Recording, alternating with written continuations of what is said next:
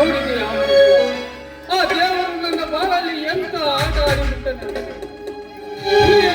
ನನ್ನಿಬ್ಬರ ಸಂಬಂಧವನ್ನು ನನ್ನಿಂದ ದೂರ ಮಾಡಿ ಕಟ್ಟಿಗೆ ಕಡಿದು ಜೀವನ ಸಾಗಿಸುವಂತಹ ದುರ್ಗತಿ ನನಗೆ ಬಂದಿದೆ.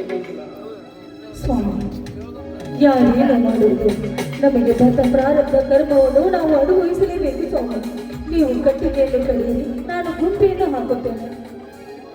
ಆಯ್ತು ಮಂಜಳ, ತುಂಬಾ ಬಿಸಿಲಿದೆ. ನೀನು ಸ್ವಲ್ಪ ಹೊತ್ತು ಇಲ್ಲೇ ವಿಶ್ರಾಂತಿ ತೆಗೆದುಕೋ. ನಾನು ಮುಂದೆ ಒಂದು ಕಟ್ಟಿಗೆ ಕಡಿಯುತ್ತೇನೆ. ನಂತರ ಆಯ್ತು.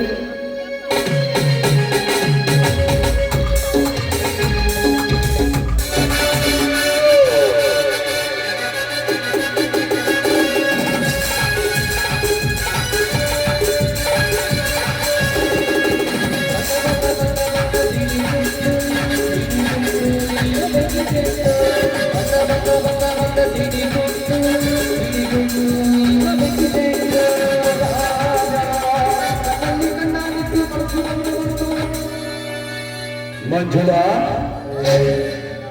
ಯಾರು? ನಾನೇ ನಿನ್ನ ಹಿತೈಷಿ ಜಮೀನ್ದಾರ ಪ್ರತಾಪ್.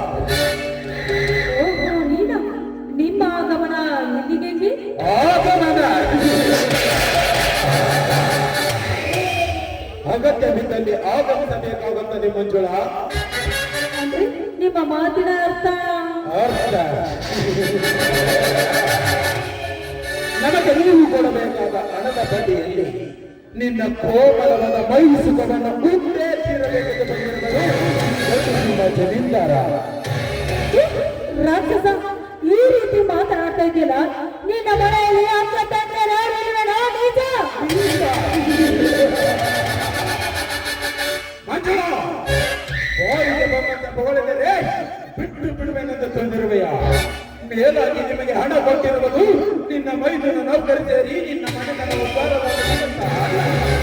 ಮತ್ತೆ ನಿನ್ನ ರೂಪ ಲಾವಣ್ಯಕ್ಕೆ ಮನಸ್ಸೋತು ನಿನ್ನ ಮೇಲಿನ ಪ್ರೀತಿ. ಹೆಚ್ಚಿನ ಮಾಡೋ ಮಾತನಾಡುವ, ಸುಮ್ಮನೆ ಬಾಯಿ ಮುಚ್ಚಿಕೊಂಡು ಹೊರಟು ಹೋಗಲು ಬಂದಿಲ್ಲ ಮಂಜುಳಾ.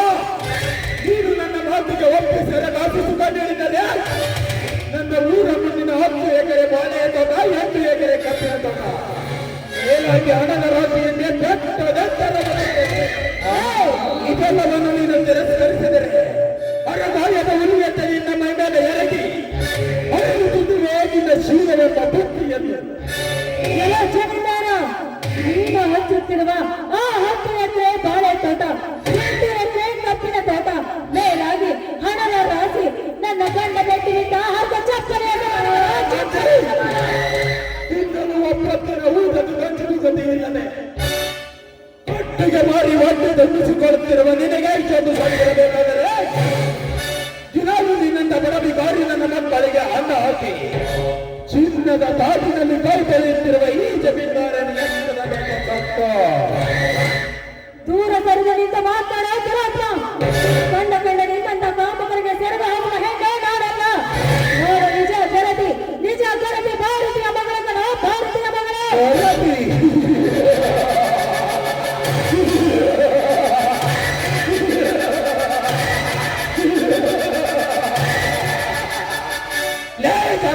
ನೋವನ ಮರಿ ಮೊಮ್ಮಗಳೇ, ನೀನು ನಿಜ ಗರತಿ ಭಾರತೀಯ. ನಿಮ್ಮಂತ ಬಂಡ ಹೆಣ್ಣುಗಳು ಹೆಚ್ಚಾಗಿರುವ ಬದಲಿನಲ್ಲಿ ಗರತಿಯರಿಗೆ ಬೆಲೆ ಇಲ್ಲದಂತಾಗಿದೆ ಈ ಸಮಾಜದಲ್ಲಿ.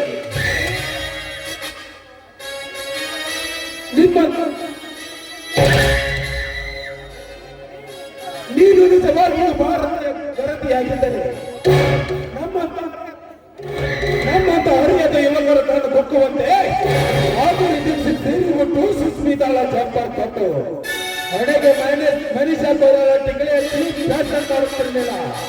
ನೀವು ಮನೆಯಲ್ಲಿ ಇರಬೇಕಾದರೆ ಕೆತ್ತಾಗಿರ ನೈಟಿ ಯಾವುದೇ ತರ ಕೂದಲ ಬಿಟ್ಟುಕೊಂಡಿರ್ತೀರ.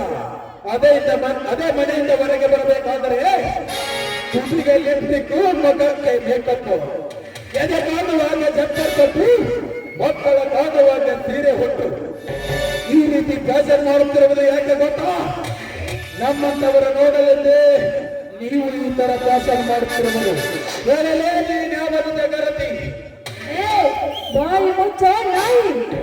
ನೋಡು, ಭಾರತ ಗರಡಿಯರ ಬಗ್ಗೆ ಈ ರೀತಿ ಹೀಯಾಳಿಸಿ ಮಾತನಾಡಬೇಕಾದ್ರೆ ನಿನ್ನ ತಾಯಿ ಕಂಡ ಜನರಿಗೆ ಹಾಗರ ಮಾಡಿ ಹೆಸರಬೇಕು ಬಿಡಾಡಿ ಎಣ್ಣೆ. ನನ್ನ ತಾಯಿಗೆ ಆಧಾರದ ಎಣ್ಣೆಯಿಂದ ಯಾರು ಸುಳೆ ಸುಮ್ಮನೆ ನನ್ನ ಒಳಗು ಇರದಿದ್ದರೆ ಹೆಣ್ಣಿನ ಕೈ ಬಿಟ್ಟ ಮಗಳ ನಿಜ. ಹಿಂದೆ ರಾಮಾಯಣ ಮಹಾಭಾರತ ನಡೆದಿದ್ದು ಅದು ಹೆಣ್ಣಿನಿಂದಲೇ. ನೀನೇನಾದ್ರೂ ನನ್ನ ಮೊಟ್ಟಲು ಬಂದಿದ್ಯಾ ಆದ್ರೆ ವೃಂದವನ್ನ ಕತ್ತರಿಸಿ ಹಾಕಬೇಕಾಗುತ್ತೆ ನನ್ನ ಮಗನೇ.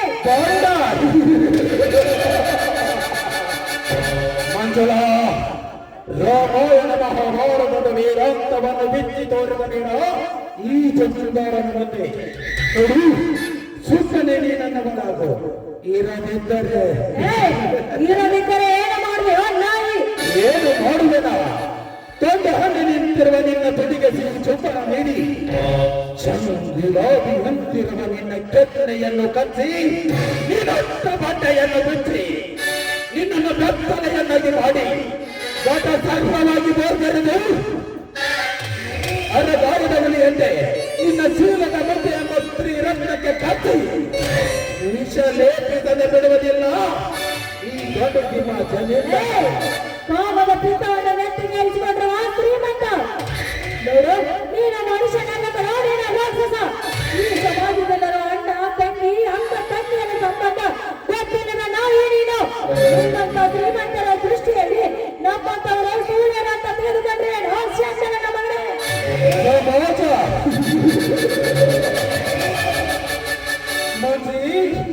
ಇದೊಂದು ಕಲಿಕಾ ಸಮಾಜ. ಈ ನಿನ್ನ ಕಲಿಯುಗದಲ್ಲಿ ಎಂತೆಂತ ಗಂಡನ ಬರದೇರಿದ್ದಾರೆ ಗೊತ್ತೇ?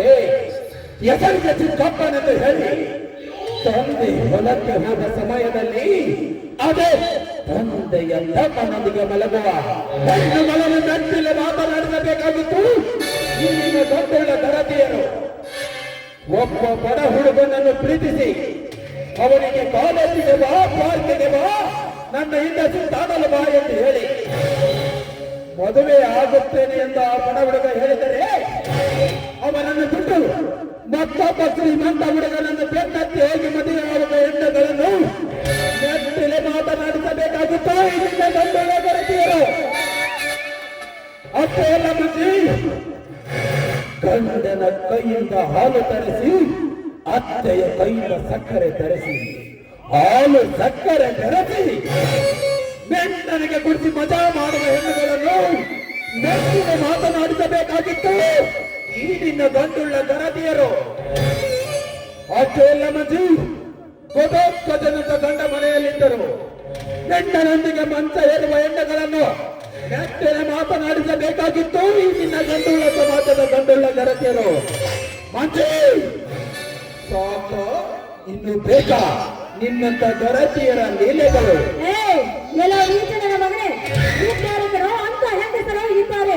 ಕಿತ್ತೂರಾಣಿ ಚೆನ್ನಮ್ಮ, ಬೆಳವಡಿ ಮಲ್ಲಮ್ಮ ಹುಟ್ಟಿದ ನಾಡು ನಾಡು ಅವರೆಲ್ಲರೂ ಸೂಳೆರ ಅಂತ ಭಾವಿಸಿರುವೇನು?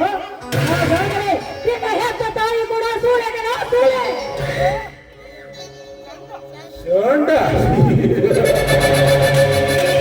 ನನ್ನ ಪುರುಷತನಕ್ಕೆ ಸವಾಲು ಹಾಕಿದ ಸೊಕ್ಕಿದ ಹೆಣ್ಣೆ, ಮುಗಿಯಿತು ನಿನ್ನ ಚೀಲದ ಕತೆ.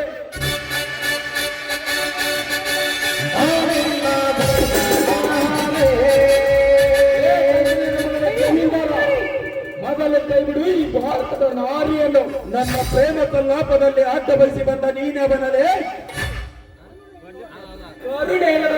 ಕಾಟುಕರ ಚಿರವನ್ನು ಕತ್ತರಿಸಲು ಬ್ರಾಹ್ಮಣೇ ಸೃಷ್ಟಿ ಮಾಡಿ ಕಳಿಸಿರುವ ಗಂಡುಗಳು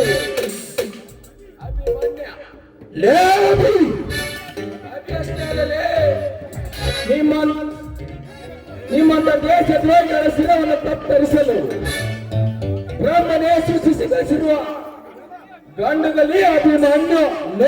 ಗಂಡನೆಯ ಅಭಿಮನ್ಯು ಕೂಸಲೇ ಪತ್ರ ಹೆಣ್ಣಿನ ಮೇಲೆ ಅನ್ಯಾಯ ಅತ್ಯಾಚಾರ ಮಾಡಲು ಮುಂದಾಗುವ ನಿಮ್ಮಂತ ಕಟುಕರ ಶಿರವನ್ನು ಕತ್ತರಿಸಲು ಕರುನಾಡಿನ ತಂದ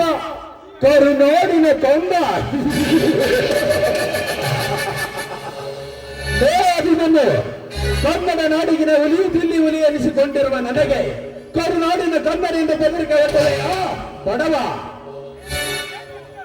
ಲೇ ಜಮೀನ್ದಾರ, ಇನ್ನೊಂದು ಸಾರಿ ನಿನ್ನ ಬಾಯಿಂದ ಬಡವ ಎಂದು ಮರಳಿ ಬಂದರೆ ಅದೇ ಕ್ಷಣದಲ್ಲಿ ನಿನ್ನ ನಾಲಿಗೆಯನ್ನು ಕತ್ತರಿಸಿ ನಿನ್ನ ಹಣೆಯ ಮೇಲೆ ಮೂಡಿಸುವೆ ನನ್ನ ಸುಂಡಿಯ ಗೆರೆಯನ್ನು. ಲೇ ಅಭಿಮನ್ಯು, ಲೇ ಸತ್ತಿನ ಕೊಂಡಿ, ಈ ಜಮೀನ್ದಾರ ಒಮ್ಮೆ ಹೂ ಎಂದು ಹುಂಕರಿಸಿದರೆ ಇನ್ನಂತ ಪರಪೇಸಿಗಳು ಗೌಳಿ ಪಡೆದಂತೆ ಹೊರಗೆ ಹೋಗುತ್ತಾರೆ. ಜೋಕೆ ಲೇ ಜಮೀನ್ದಾರ,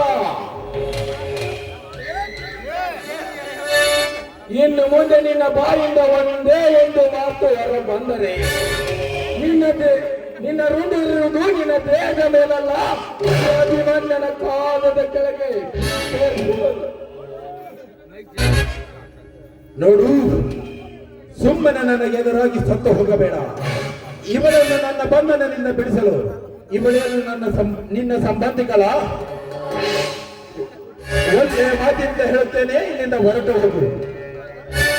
ಹೊರಟು ಹೋಗಲು ಬಂದಿರಲೇ ಬಚ್ಚ, ನಿಮ್ಮಂತ ಪಾಠಕ್ಕೆ ತಕ್ಕ ಪಾಠ ಕಲಿಸಿ ನಾನೆಂಬುದು ನಿಮ್ಮಂತ ಲುಚ್ಚ ಶ್ರೀಮಂತರಿಗೆ ತೋರಿಸಿ ಇವಳನ್ನು ಕಾಪಾಡಲು ಬಂದಿರುವ ನನ್ನ ಮೆಚ್ಚಿನ ಮಗ ದಿಲ್ಲಿ ಹೊತ್ತ ಕೊಂಡಹುಲಿ ಅರ್ಜುನ.